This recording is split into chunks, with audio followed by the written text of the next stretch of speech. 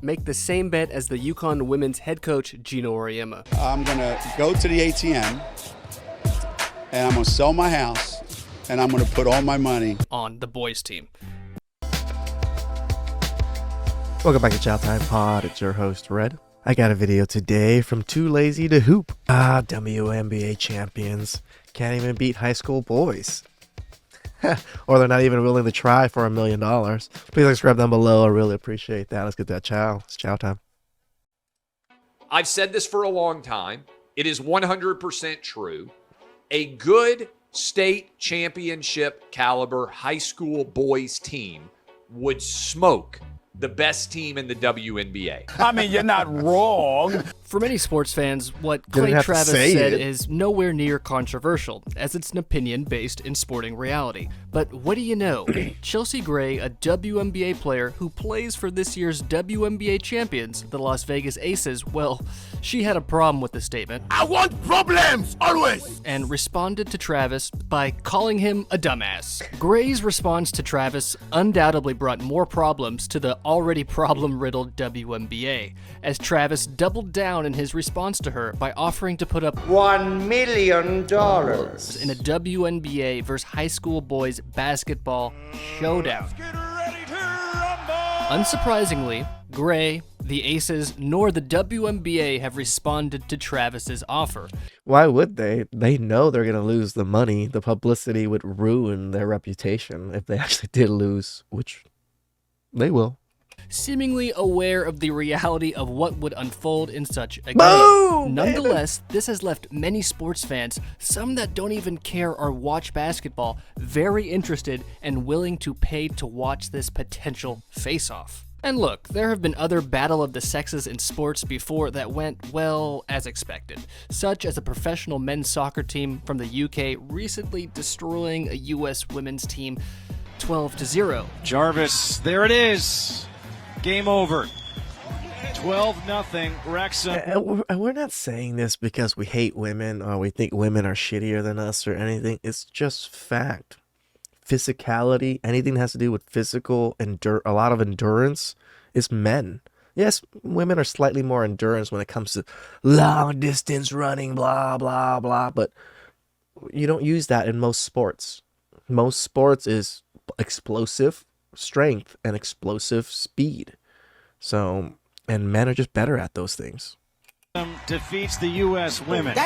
Or a few years back when the U.S. women's national soccer team played an under-15 boys side behind closed doors and lost. But in a 1973 tennis match, Billie Jean King did defeat former Wimbledon champion and a very overly confident Bobby Riggs. Girls play a nice game of tennis for girls, but when they get out there on a court with a man, even a tired old man of 55, they're going to be in big trouble. The tennis match saw 90 million people worldwide too. Tennis is one of those. I play tennis. I've coached tennis. Tennis is one of those sports. Huge difference between men and women. Men are hitting those balls almost at 100 miles an hour back and forth. Serves are going at like 115 to 120 miles an hour for professional men. That is so fucking fast. I can't even keep up with that. For a woman to be able to keep up with that, and women's top speed for serves are like 80 miles an hour. They don't even hit the triple digits. That's crazy difference. Serena Williams said it herself. She will never be able to compete with a man. And Serena Williams is a pretty built woman. Tune in and is still considered one of the most watched televised sporting events of all time. In other words, an exhibition game between a WNBA team and a high school boys state championship team would be a massive marketing and financial opportunity for the WNBA. I think it might be bigger than the Super Bowl, to tell you the truth. A lot of people would tune in to watch that. And the players that take part in that game. As if you threw that game on pay-per-view, I really think millions of people would tune in. The game would have too many underlying narratives for it not to draw impressive numbers. You know, it would draw those purely interested in the spectacle. It would draw people who wish to see two different genders compete against each other. It would draw both the supporter of the WNBA as well as all the haters of the WNBA. And sure, some might argue that the WNBA would never do this as it's a lose-lose situation. Either the WNBA team loses to a high school team and gets ridiculed, or they beat the high school team and aren't given credit for it as they only beat high schoolers. However, there are many possible wins in this for the WNBA. Financially, First, taking part in the game would probably earn that 12-woman roster more money in a single game than they might make their entire WNBA career if the game is on pay-per-view. Second, since most basketball fans understand the level of top high school boys, the WNBA team wouldn't I can't even, dude, I'm so short. I'm 5'7". I can't even touch the rim. I feel so sad when I watch high school boys dunking. even necessarily have to win. Just keeping the game close and competitive would be massively impressive and might increase respect for the league. Remember, before rule changes, players could go straight to the NBA from high school. Think Kobe, LeBron, KG, T-Mac, and we gotta show some love to the Rain Man Sean Kemp. This is true. So technically high school boys can be considered somewhat professional athletes because, yeah, high school, back in the day, the NBA did recruit straight from high school. And they were some ballers. So it's highly likely the WNBA team would be facing off against some players that have the talent to be in the NBA. That's Thus, a true. close loss is actually quite respectable. Lastly, this game would undoubtedly be the most watched game WNBA players have ever been a part of. That's 100%. Therefore, it would be the biggest marketing opportunity ever presented to the league. So actually, the only way the WNBA and its team loses in this scenario is if the high school team absolutely obliterates them. This fact makes the Possible. WNBA's silence to this challenge deafening, as it reveals they, like everyone I mean, if the high school boys was like what for soccer was 6-1, and soccer is a lot harder to score, I don't know. It's gonna be tough. It might be a blowout. else knows what's up.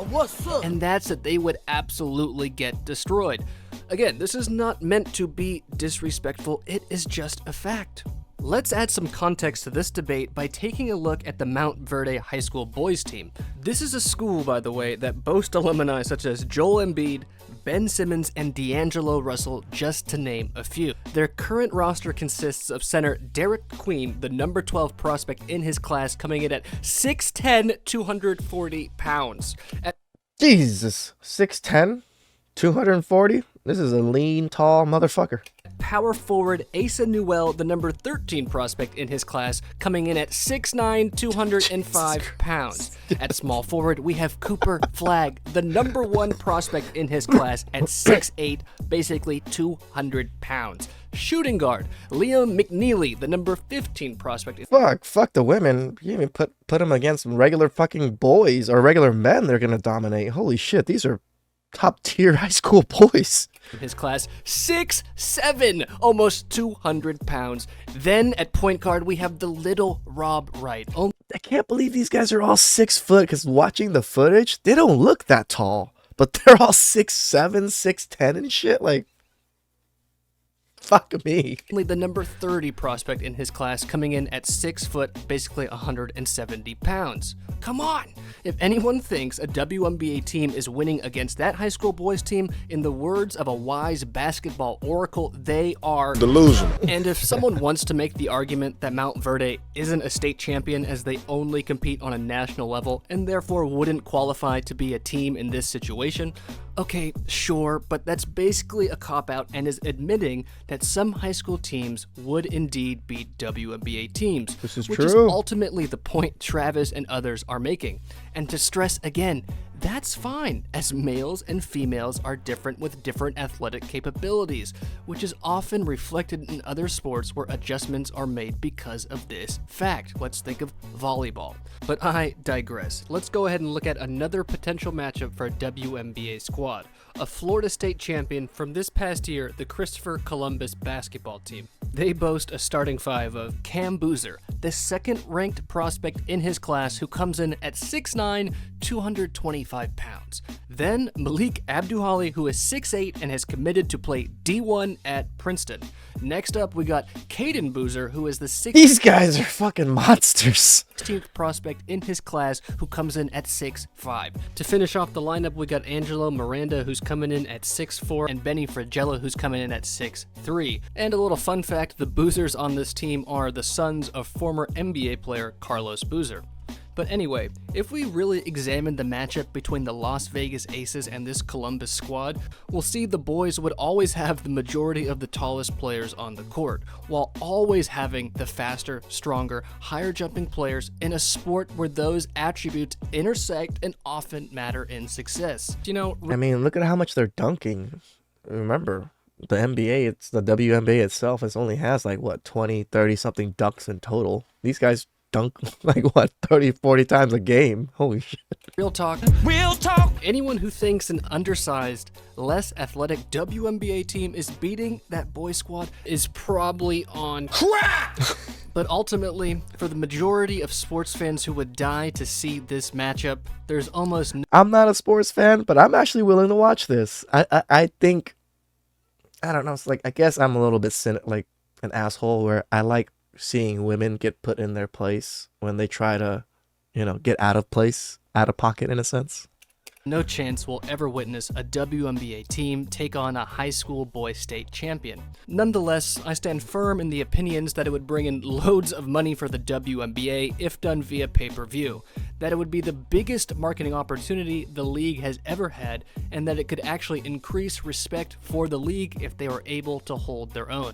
However, if a game like this ever does happen, make the same bet as the UConn women's head coach Gino Auriemma. I'm going to go This guy, I remember this guy. to the ATM, and I'm going to sell my house, and I'm going to put all my money On the boys team. Anyway, thanks for watching. Until next time, y'all. Damn!